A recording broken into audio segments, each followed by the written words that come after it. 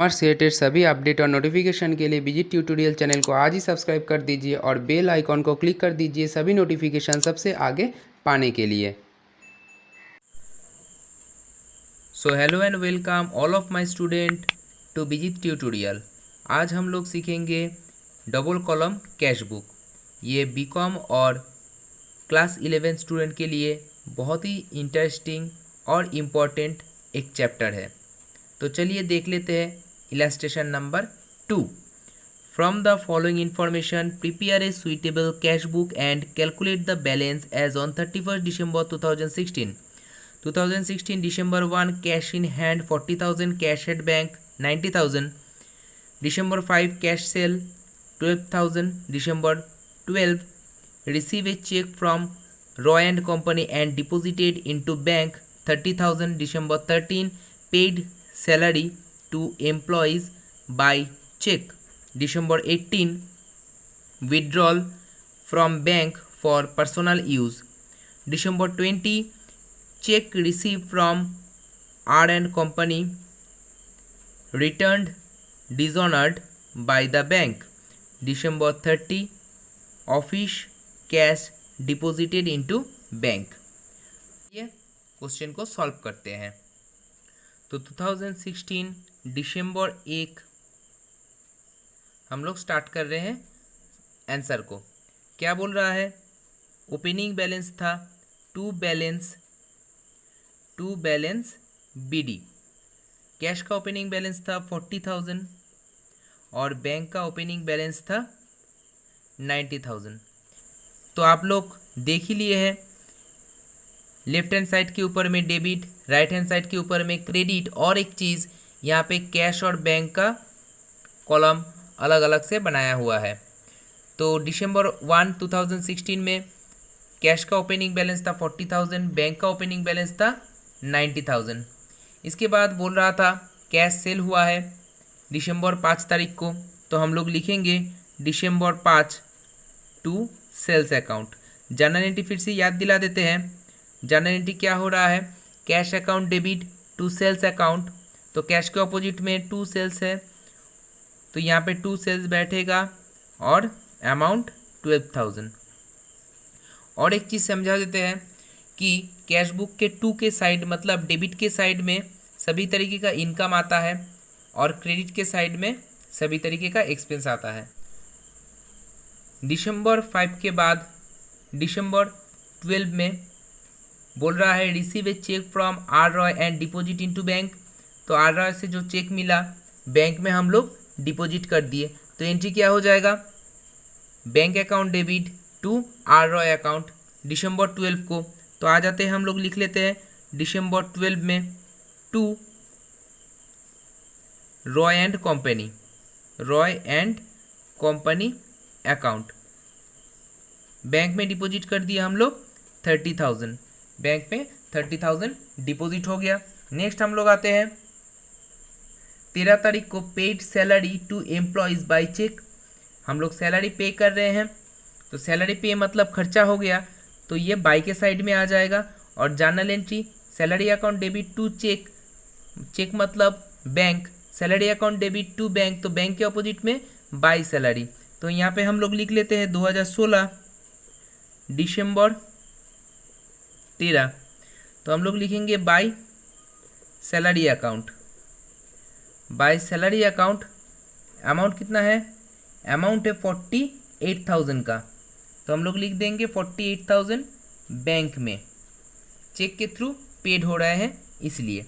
अच्छा, नेक्स्ट हम लोग लिखेंगे 18 तारीख का एंट्री को withdraw from bank for personal use. Personal use के लिए अगर विड्रॉ कर रहे हैं तो इसको हम लोग लिखेंगे ड्राइंग अकाउंट में। तो जनरल क्या हो गया? Drawing account debit to bank account. तो बैंक के ऑपोजिट में बाय ड्राइंग अकाउंट है। 18 तारीख को हम लोग लिखेंगे by drawing account, by drawing account. Amount कितना हो गया? अमाउंट हो गया 5,000, लिख दिया हम लोग 5,000 बैंक के अकाउंट में।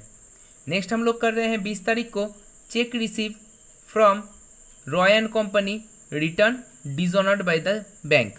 तो रॉय एंड कंपनी से जो चेक मिला था, दिसंबर 12 को चेक मिला था 30,000 का, तो रॉय एंड कंपनी से अभी चेक जो मिला था वो डिसऑनर्ड हो गया, तो उल्टा एंट्री हो जाता है। उल्टा एंट्री क्या हो जाएगा, हम लोग वो चेक लेकर रॉय एंड कंपनी को वापस कर देंगे। तो एंट्री हो जाएगा यहाँ पे Roy and company account debit to bank account. तो बैंक के ऑपोजिट में बाय रॉय एंड कंपनी हो, तो रॉय एंड कंपनी को हम लोग यहाँ पे बाय के साइड में बैठाएंगे, by Roy and company account. कितना चेक मिला था मुझे, 30,000 का, रिटर्न हो गया 30,000 का। ठीक है। Office cash deposited into bank, जब भी कैश डिपॉजिटेड इनटू बैंक होगा तो इसको हम लोग बोलेंगे कॉन्ट्रा एंट्री। इसका जर्नल एंट्री क्या हो रहा है, bank account debit to cash account, मतलब डेबिट में बैंक है, क्रेडिट में कैश है। इस पर्टिकुलर एंट्री को हम लोग बोलेंगे कॉन्ट्रा एंट्री। तो कॉन्ट्रा एंट्री जब भी आएगा दोनों तरफ हम लोगों को बैठाना पड़ेगा। यहाँ पे कैश भी है और बैंक भी है, तो दोनों तरफ हमें इस एंट्री को बैठाना पड़ेगा। तो चलिए देख लेते हैं एंट्री क्या हो रहा है, फिर से मैं बता देता हूँ। Bank account debit to cash, तो यहाँ पे हम लोग लिखेंगे by bank account at first, by bank account 30 तारीख को, और यहाँ पे क्या लिखेंगे, to cash account, to cash account. तो एंट्री क्या हो गया, bank account debit to cash account, bank account debit to cash account. और इस पर्टिकुलर एंट्री को समझाने के लिए हम लोग एलएफ में लिखेंगे सी, सी इंडिकेट्स कॉन्ट्रा एंट्री। ठीक है। तो कैश हम लोग लिखे हैं, इसलिए पैसा कहाँ पे लिखेंगे, बैंक में लिखेंगे 32,000 का, और बाय बैंक लिखे हैं इसलिए पैसा लिखेंगे कैश में। तो कहने का यही मतलब है, बैंक में पैसा आ रहा है इसलिए बैंक अकाउंट डेबिट हो रहा है, और कैश मेरे पॉकेट से जा रहा है इसलिए कैश क्रेडिट हो रहा है। दोनों तरफ को लिखना पड़ेगा, दोनों तरफ हम लोग लिखे हैं। अच्छा, आ जाते हैं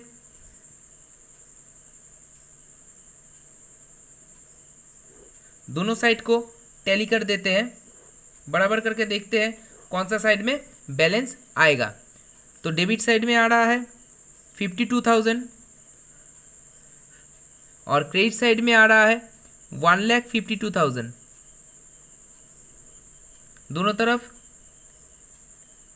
अमाउंट लिख दिए।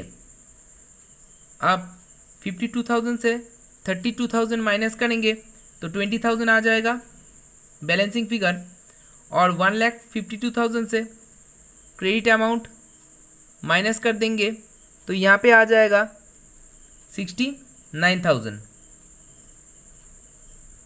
यहाँ पे हम लोग लिखेंगे by balance CD, balancing figure, by balance CD balancing figure लिख दिए। डेट हो जाएगा दिसंबर 31, और ये बाय बैलेंस सीडी को यहाँ पे हम लोग टू बैलेंस बीडी लिखेंगे। टू बैलेंस बीडी लिख के नेक्स्ट साल के पहले तारीख को इसका ओपनिंग बैलेंस बना देंगे। और अमाउंट कितना होगा, कैश का होगा 20,000, बैंक का होगा 69,000। तो ये रहा आज का डबल कॉलम कैश बुक। अगर मेरा टीचिंग टेक्निक आपको अच्छा लग रहा है तो विजिट ट्यूटोरियल चैनल को सब्सक्राइब कर दीजिए, लाइक कीजिए, अपने दोस्तों के संग शेयर भी कीजिए, और बेल आइकॉन को ज़रूर हिट कर दीजिए, और सभी नोटिफिकेशन सबसे आगे पाने के लिए आप मेरा ऑफलाइन और ऑनलाइन कोर्स भी ज्वाइन कर सकते हैं। डिटेल्स जानने के लिए कॉल कीजिए दिए गए नंबर में। तो थैंक यू गाइज, मिलते हैं नेक्स्ट वीडियो में। तब तक के लिए सेफ रहिए, सुरक्षित रहिए और देखते रहिए visit tutorial channel. Thank you for watching my video.